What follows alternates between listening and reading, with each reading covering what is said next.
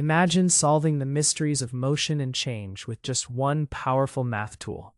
Welcome to calculus. Calculus is math's answer to understanding continuous change, from speeding cars to flowing rivers. But what exactly is calculus, and why is it so crucial for science and engineering? Calculus has two main branches: differential calculus and integral calculus. Differential calculus focuses on rates of change, like how fast a rocket accelerates.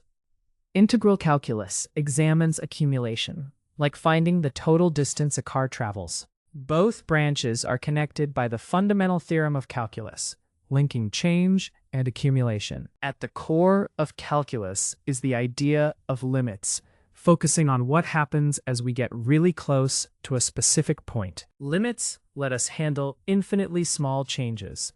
Imagine zooming forever closer to a curve. Calculus is like the backbone of math, letting us solve problems when things change over time. It's so vital, some call calculus the basic instrument of the physical sciences.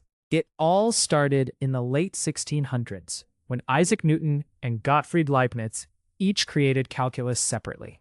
Their ideas changed mathematics forever, but it took years to refine calculus into what we use today.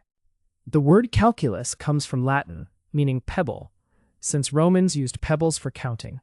That's right, before calculators, math started with simple stones and the Roman abacus. Today, calculus doesn't just mean one thing.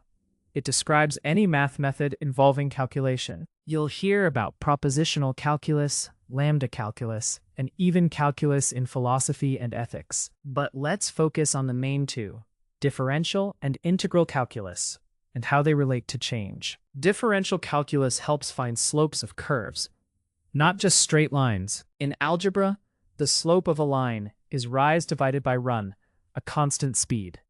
But in real life, things rarely move at a steady pace. Cars speed up or slow down. Calculus finds the exact speed at any moment, even when it keeps changing. Integral calculus, on the other hand, figures out totals, like total distance, area, or volume. Think of filling a pool drop by drop. Integral calculus adds up all those tiny changes. So, how does calculus really work? It relies on making things infinitely small. The earliest method used infinitesimals, quantities smaller than any real number, but not zero. Imagine zooming between the numbers 0 and 0.0001. That's the world of infinitesimals. But infinitesimals were hard to define precisely, so mathematicians switched to using limits.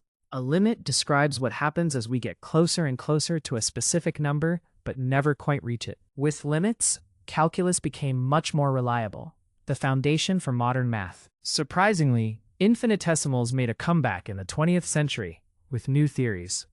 Now, let's see how differential calculus works in practice. Suppose you have a curve. Differential calculus finds its slope at any point, called the derivative. The classic notation is f prime, or f prime. It shows how fast a function changes. For example, if f of x equals x squared, its derivative f prime of x is 2x. If the graph is a straight line, you only need rise over run.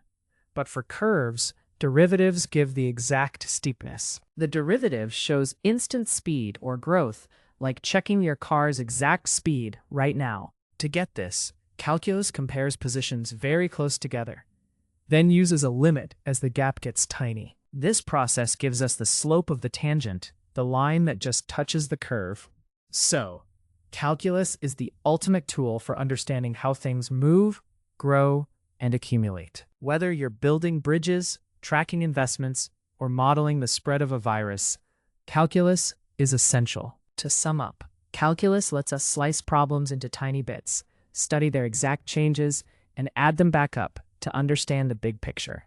Now you know, with calculus, you can truly measure and predict the world's constant change.